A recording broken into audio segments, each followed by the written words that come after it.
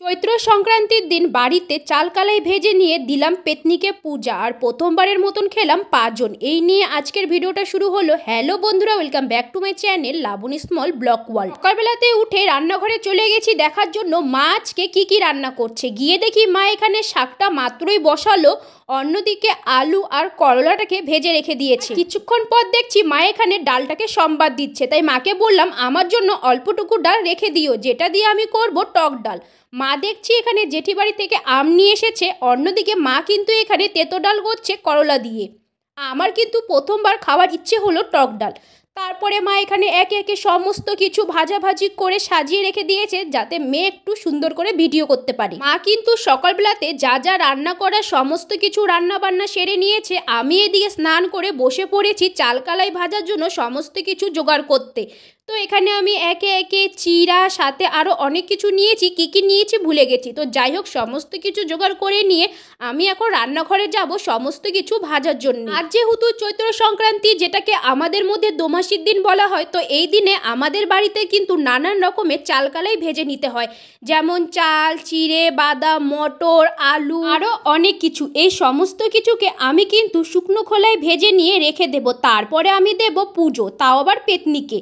তো যাই হোক, এখানে দেখতেই পাচ্ছ সবার প্রথমে আমি একে একে চালটা ভেজে নিলাম, তারপরে চিড়ে, বাদাম, মটর আর আলুটাকেও ভেজে নেব। আমাদের তো চৈত্র সংক্রান্তি বা যেটাকে আমরা দোমাসির দিন বলি, আমাদের বাড়িতে তো এই নিয়ম। তোমাদের বাড়িতে চৈত্র সংক্রান্তির দিন কী নিয়ম আছে অবশ্যই কিন্তু কমেন্ট করে জানাতে পারো। আর তোমরা কারা কারা এই দোমাসির দিনে বাড়িতে চাল কালাই ভেজে নিয়ে পেত্তানি বা পেতনিকে পুজো করো, সেটাও কিন্তু কমেন্ট করে অবশ্যই জানাতে পারো। আবার অনেকের বাড়িতে দেখেছি চৈত্র সংক্রান্তির দিনে বাড়িতে কিন্তু নানান রকমের সবজি দিয়ে পাঁজন রান্না করে। আমি তো আগে জানতাম না যে এই পাঁজনটা চৈত্র সংক্রান্তির দিনেই বাঙালিরা খায়। আমি এই ভিডিওটা দেখতাম যে এরা পাঁজন রান্না করে খাচ্ছে। তো আমাদের পাড়াতেও একজন বাঙালি ভাই আছে, তো তাকে আমি সেদিনকাই বললাম যে তোদের বাড়িতে কি পাঁজন রান্না করা হয়? তো ভাইটা কত সুন্দর বললো যে হ্যাঁ।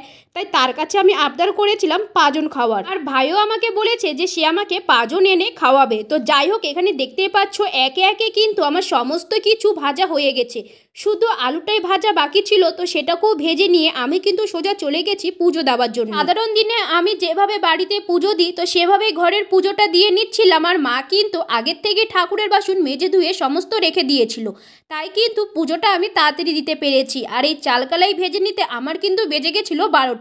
যাই হোক, ঘরের পুজো দেওয়া শেষে আমি কিন্তু চাল কালাইয়ের থালিটা এখানে বাইরে নিয়ে আসলাম পেতনিকে পুজো দেওয়ার জন্য বা পেত্তানিকে পুজো দেওয়ার জন্য। তো দেখতেই পাচ্ছ পূজা দেওয়া কিন্তু আমার হয়েই গেছে। আর মা এখানে দেখছি বারান্দার মধ্যে বসে বসে পেঁয়াজ আর রসুনকে একসাথে বেঁধে নিচ্ছে। আমাদের মধ্যে কিন্তু পেঁয়াজ, রসুন গাছ, কাটা গাছ, আবারও অনেক অনেক গাছ নিয়ে একসাথে বেঁধে নিয়ে গেটের মধ্যে বাঁধা হয়। রসুনের যেহেতু প্রচুর দাম, তাই মা এখানে একটা রসুনের কোয়া পেঁয়াজের সাথে বেঁধে নিয়ে সেটাকে বেঁধে দিল। আর কাটা গাছ এখন আর খুঁজেই পাওয়া যায় না, যেসব কাটা গাছ গেটের মধ্যে লাগানো হয়। হোক, এরপরে কিন্তু আমি বসে পড়েছি যে ডালটা রেখে দিয়েছিলাম সেটা দিয়ে টক ডাল বানাতে। আমাদের বাড়িতে কিন্তু আমার বাবা ভাই টক ডালটাও অতটাও পছন্দ করে না, তাই এখানে আমি প্রথমবার নিজের জন্য আর শুধু মায়ের জন্য বানাচ্ছি টক ডাল। প্রথমবার বানালাম, কিন্তু খেতে হয়েছিল খুব ভালো।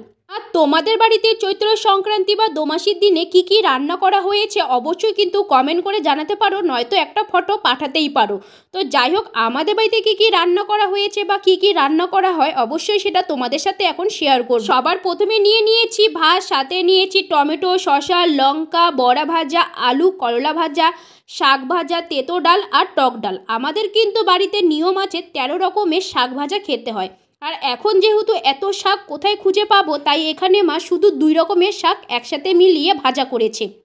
যাই হোক, এই দিয়ে দুপুরে খাওয়া দাওয়া করে নিয়ে বিকেলবেলাতে যে ভাইয়ের কাছে পাঁজন খাওয়ার আবদার করেছিলাম, সেই ভাই কিন্তু পাঁজন দিয়ে গেল। দেখতে কতটা সুন্দর হয়েছিল আর খেতেও কিন্তু খুব ভালো হয়েছিল। আর বুনুরা গেছিল পহেলা বৈশাখ উপলক্ষে নিজেদের জন্য জামা প্যান্ট কিনতে, তাই বুনু এখানে নিয়ে এসে দেখাচ্ছিল বুনু কী কিনেছে, এমনকি পরেও দেখাচ্ছিল যে বুনুকে কেমন লাগছে। তো যাই হোক, সমস্ত কিছু দেখানো শেষে আবার কিন্তু গুছিয়ে নিয়েও চলে গেছে। তো আজকের ভিডিওটি এতটুকুই। ভালো লাগলে অবশ্যই লাইক, কমেন্ট অ্যান্ড শেয়ার করে দিয়ে আমাদের পাশে থেকো।